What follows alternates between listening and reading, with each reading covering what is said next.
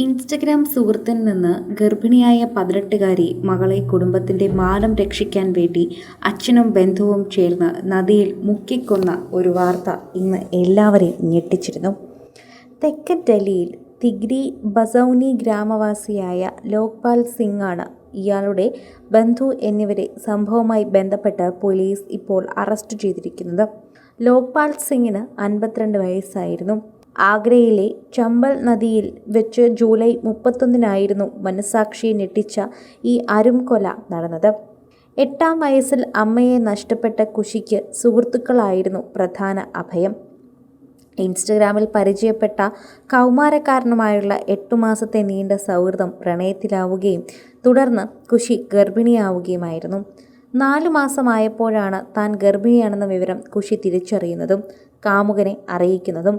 തുടർന്ന് ഇരു വീട്ടുകാരും സംസാരിച്ചുവെങ്കിലും അവിവാഹിതയായ മകൾ ഗർഭിണിയായാൽ സമൂഹത്തിൽ നിന്ന് നേരിടേണ്ടി വരുന്ന നാണക്കേടും അപമാനവും ഭയന്ന് ഗർഭഛിദ്രം നടത്താൻ കുഷിയുടെ വീട്ടുകാർ തീരുമാനിക്കുകയായിരുന്നു. അതിനായി കുഷി ഇവർ സമ്മതിപ്പിക്കുകയും ചെയ്തു. ഗർഭഛിദ്രത്തിനായുള്ള ചികിത്സയ്ക്കെന്ന വ്യാജേന ആശുപത്രിയിലേക്ക് കൊണ്ടുപോകുന്നുവെന്ന് പറഞ്ഞ് ലോക്പാലും ബന്ധുവും ചേർന്ന് കുഷിയെ ആഗ്രയിലേക്ക് കൂട്ടിക്കൊണ്ടുപോയി. ആഗ്രയിലെ ബന്ധുവീട്ടിൽ താമസിപ്പിച്ച ശേഷം തൊട്ടടുത്ത ദിവസം രാവിലെ കുഷിയെ ഇരുവരും ചേർന്ന് ചമ്പൽ നദിയിലെ ആളൊഴിഞ്ഞ ഭാഗത്തേക്ക് കൂട്ടിക്കൊണ്ടുപോയി.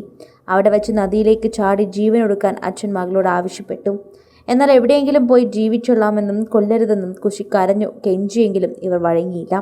തുടർന്ന് മകളുടെ കാലിൽ പിടിച്ച് മാപ്പ് അപേക്ഷിക്കുന്നത് പോലെ നിന്ന ലോക്പാൽ തൊട്ടടുത്ത നിമിഷം കുഷിയെ നദിയിലേക്ക് തള്ളിയിടുകയും ശ്വാസം നിലയ്ക്കുന്നതുവരെ വെള്ളത്തിൽ മുക്കിപ്പിടിച്ച് കൊലപ്പെടുത്തുകയുമായിരുന്നു.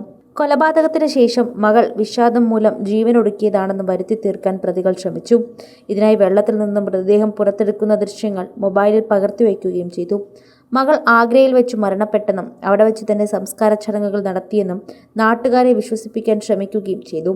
എന്നാൽ സംഭവത്തിൽ സംശയം തോന്നിയ അയൽവാസി പോലീസിൽ വിവരം അറിയിച്ചതോടെ ക്രൂരമായ കൊലപാതകത്തിന്റെ ചുരുള് ഓരോന്നോരോന്നായി അഴിയുകയായിരുന്നു. തുടർന്ന് പോലീസ് നടത്തിയ അന്വേഷണത്തിലും ചോദ്യം ചെയ്യലിലും പ്രതികൾ കുറ്റം സമ്മതിക്കുകയായിരുന്നു.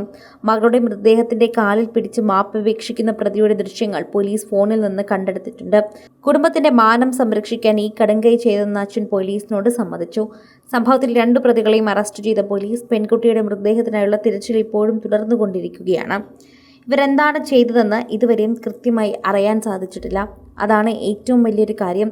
18 വയസ്സായ മകളുടെ വിവാഹം നടത്തിക്കൊടുക്കുന്നതിനു പകരം മകളെ ഇങ്ങനെ കൊല്ലണമായിരുന്നു എന്നതായിരുന്നു ഇപ്പോൾ എല്ലാവരും ചോദിക്കുന്നൊരു കാര്യം. ആ കുട്ടിക്കൊരു അബദ്ധം പറ്റിയെന്ന് കരുതുക. കുടുംബത്തിൻ്റെ മാനം കയ്യിൽ നിന്ന് പോകുന്നത് ഇപ്പോഴാണെന്ന് ശരിക്കും മനസ്സിലാക്കുക.